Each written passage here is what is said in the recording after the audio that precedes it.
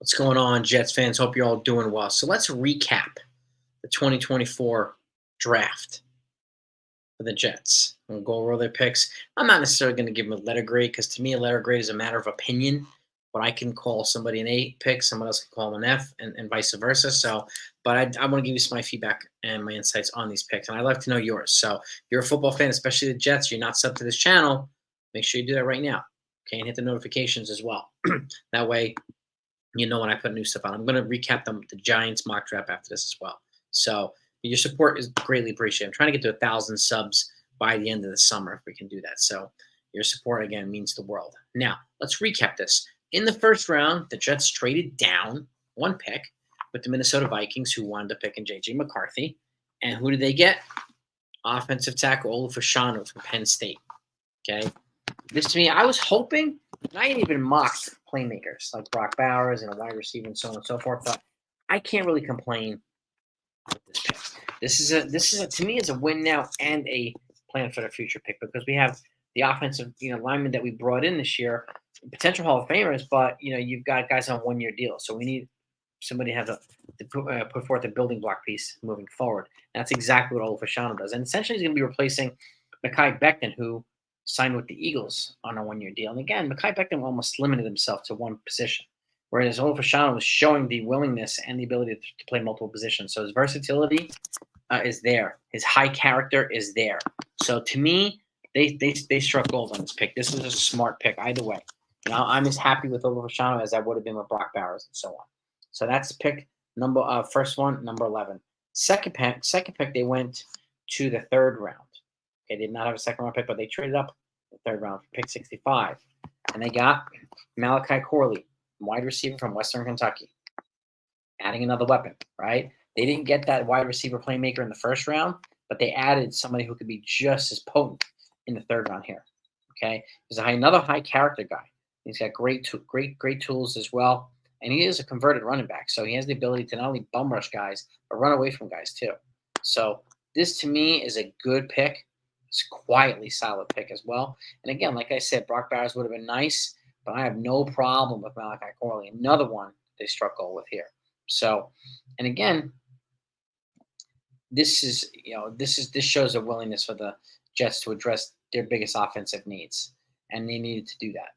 And they tried to trade up in the second round, but they weren't having any success with some of the asking prices being prohibitively high.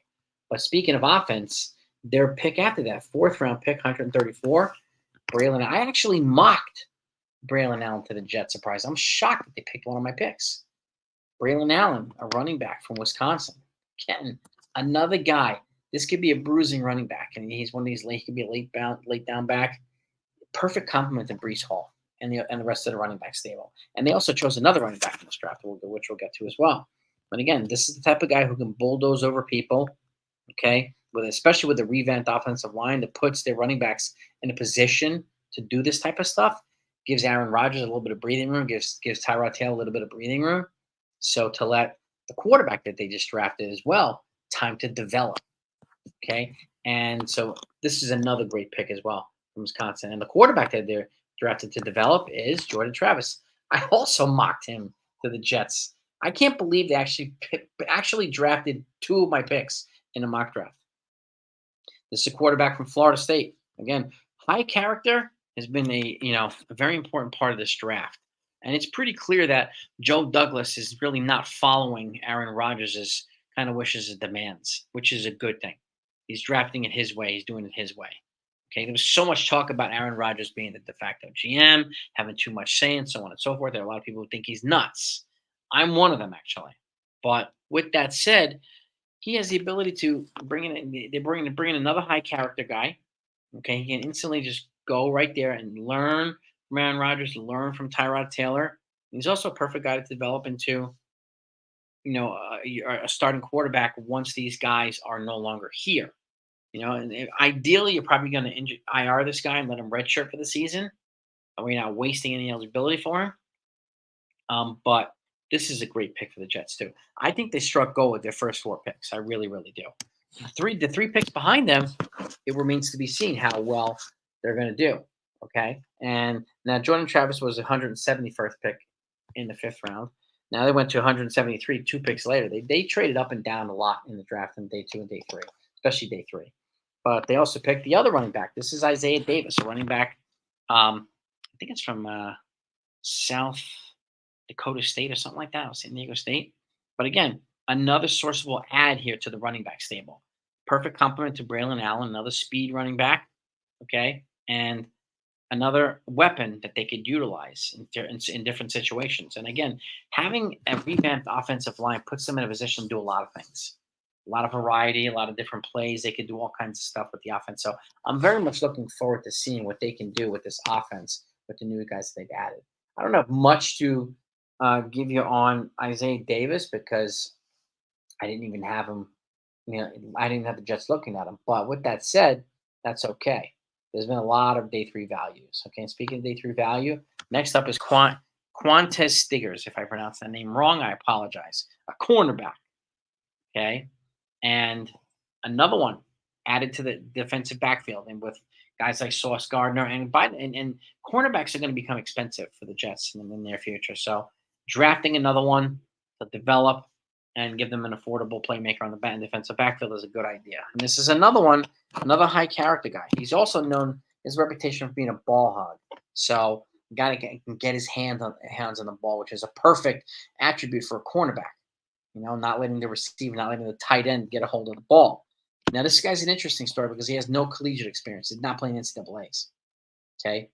He played in the Canadian Football League. And so completely different path to the NFL. Completely different path to the NFL. But he's got a lot of high upside potential.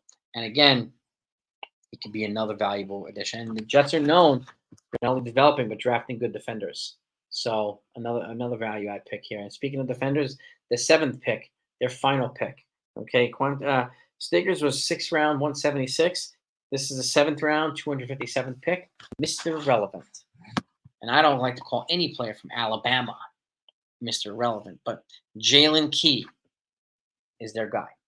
Okay, safety, potentially cornerback option too. Another defensive backfield option. And Alabama is known for stout defenses, no matter where. Okay, and he's got speed. He's got good contact skills. He's a very physical player. And again, it's good for a line of scrimmage play too. So that defensive secondary added a couple of good weapons here in day 3, and I'm excited about that. And again, Alabama is known for developing these players extremely well, developing high character guys, and and again, I would watch out for the kickoff and the special teams for the Jets this year. I think they're going to be pretty exciting, underrated but pretty exciting. But that's the Jets draft. Let me know what your thoughts are. I think they hit home runs on the first 4 picks.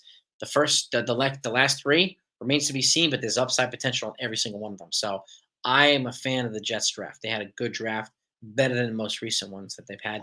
They also got to trade John Franklin Myers, okay, for a future draft pick. They traded Zach Wilson for the ability to trade around in this draft too. So and they also shed some payroll. And they've added some defensive linemen too in free agency. So pretty good season right now. Pretty good offseason for the Jets. Let me know what your thoughts are either way. The Giants are coming up next, and I'll talk to you next time.